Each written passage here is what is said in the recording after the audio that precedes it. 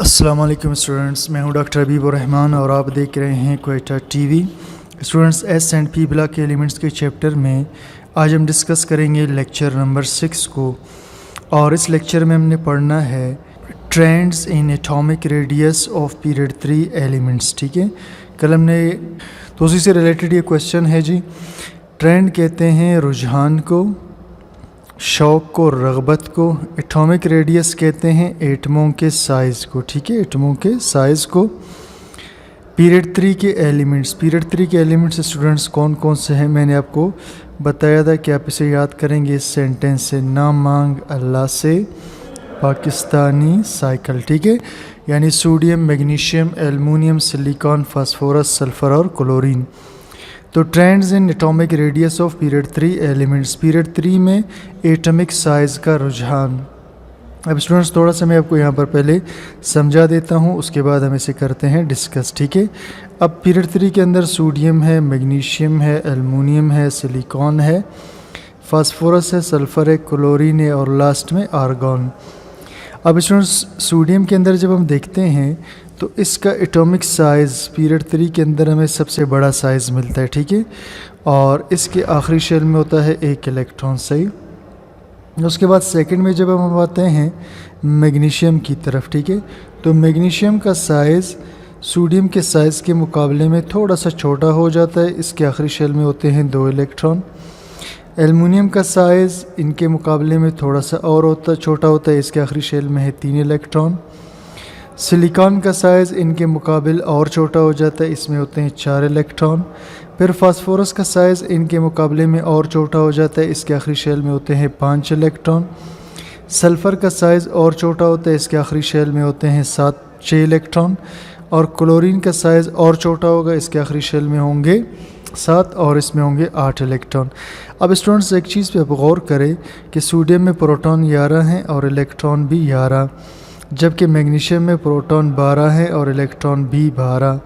इसी तरह एल्युमिनियम के अंदर प्रोटॉन 13 है और इसके अंदर इलेक्ट्रॉन भी 13।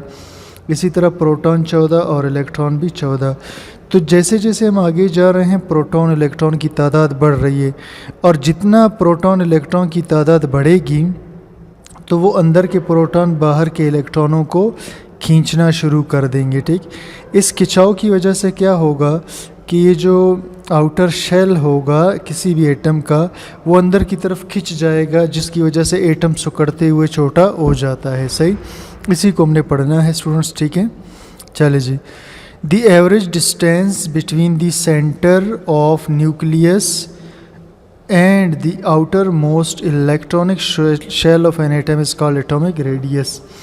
अब स्टूडेंट्स एटॉमिक रेडियस का डेफिनेशन जो हमने यहाँ पर किया है, फ़र्ज़ करें हमारे पास सोडियम का एटम है। सही। अब सोडियम के एटम के स्टूडेंट्स पहले शेल में होते हैं 2 इलेक्ट्रॉन और दूसरे शेल में इसके होते हैं 8 इलेक्ट्रॉन, तीसरे शेल में होता है इसका 1 इलेक्ट्रॉन। ठीक है, और इसमें प्रोटॉन वगैरह अंदर न्यूक्लियस में होते हैं। ठीक, अब स्टूडेंट्स न्यूक्लियस से लेकर आउटर मोस्ट शेल इलेक्ट्रॉन का फासला यहाँ से लेकर यहाँ तक। ठीक है, द एवरेज डिस्टेंस औसत फासला between the centre of nucleus and outer most electronic shell, यानी बैरूनी शेल और न्यूक्लियस के दरमियान जो फासला है ये वाला। सही, इस फासले को स्टूडेंट्स हम कहते हैं एटॉमिक रेडियस, या इसी को हम कहते हैं एटॉमिक साइज़। जैसे सोडियम के केस में ये तकरीबन 186 पिकोमीटर है। पिकोमीटर स्टूडेंट्स लंबाई का यूनिट होता है, पिकोमीटर लंबाई का यूनिट है और ये 10⁻⁻12 मीटर के बराबर होता है। उसके बाद स्टूडेंट्स हम आते हैं नीचे डायग्राम पर। अब देखिए यहाँ पर स्टूडेंट्स आपको एटम्स पीरियड 3 के नज़र आ रहे हैं और नीचे इनके एटॉमिक रेडियस। अब सोडियम का साइज़ आप देखेंगे 186 से मैग्नीशियम का 160, यानी 86 से 60 हुआ तो छोटा हुआ, फिर 160 से 143 हुआ तो और छोटा हुआ, 143 से 117 हुआ तो और छोटा हुआ। इसी तरह चलते चलते क्लोरीन पे पहुंच के 99 पिकोमीटर का साइज़ बच जाता है। ये सब पिकोमीटर के अंदर स्टूडेंट्स इनका डिस्टेंस नापा जाएगा। आपने क्या करना है स्टूडेंट्स, आपने सिर्फ ये पहले एलिमेंट का एटॉमिक साइज़ याद रखना है, उसके बाद लास्ट एलिमेंट का एटॉमिक साइज़ याद रखना है। सबको याद करने की ज़रूरत नहीं होती। ठीक, The atomic radius generally decreases from sodium to argon across the period. Atomic radius आमतौर पर कम होता है जब हम सोडियम से आर्गॉन की तरफ जाते हैं पीरियड में। जैसे मैंने आपको स्टूडेंट्स यहाँ से समझाया, इधर से जाते हुए एटॉमिक रेडियस क्या होगा, कम हो जाएगा। अब क्यों होगा, ये रीज़न भी आपने जहन में रखना है। This is due to increase in the nuclear charge. इसकी वजह यह है कि न्यूक्लियर चार्ज बढ़ चुका है। न्यूक्लियर चार्ज से मुराद होगा कि न्यूक्लियस में प्रोटॉन की तादाद बढ़ती जाती है। That pulls the electrons closer to the nucleus, जो खींच लेते हैं इलेक्ट्रॉन को न्यूक्लियस के करीब। ये देखिए स्टूडेंट्स, जैसे जैसे प्रोटॉन इलेक्ट्रॉन की तादाद बढ़ेगी तो ये इलेक्ट्रॉनों को बाहर से अंदर खींचते हैं, जिसकी वजह से एटम का साइज सिकुड़ना शुरू करता है। Shielding effect remains almost constant for the elements.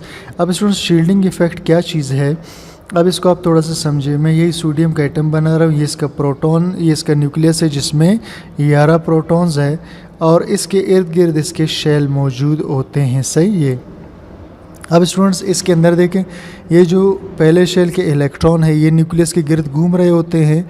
तो इन्होंने, ये जो पहले शेल के इलेक्ट्रॉन होते हैं, इन्होंने दूसरे शेल के इलेक्ट्रॉनों को न्यूक्लियस से थोड़ा छुपाया हुआ है। इसी तरह जो दूसरे शेल के इलेक्ट्रॉन होते हैं स्टूडेंट्स, वो फिर तीसरे शेल के इलेक्ट्रॉनों को न्यूक्लियस से छुपा रहे होते हैं। सही। इस छुपाने के असर को हम कहते हैं शील्डिंग इफेक्ट। सही है। तो shielding effect remains almost constant. Shielding effect same रहता है फॉर द एलिमेंट्स के लिए। देखें, अगर आप लेफ़्ट से राइट की तरफ जाएंगे, ठीक है, तो आपको तमाम एलिमेंट्स में तीन तीन शेल मिलेंगे। कितने, यानी जितने भी एलिमेंट्स होंगे सब में आपको तीन तीन शेल मिलेंगे। तो शेल एक जैसा होने का मतलब ये होगा कि शील्डिंग इफेक्ट सेम होगा, लेकिन प्रोटॉन इलेक्ट्रॉन की तादाद बढ़ने की वजह से कशिश ज़्यादा होगी, जिसकी वजह से साइज़ क्या हो जाएगा, छोटा। तो स्टूडेंट्स, ये छोटा सा टॉपिक था। उम्मीद करता हूँ आपको समझ में आ गया। कोई चीज़ क्लियर ना हो कमेंट सेक्शन में ज़रूर बताइए। चैनल को सब्सक्राइब, लाइक, शेयर कीजिएगा। Thank you for watching.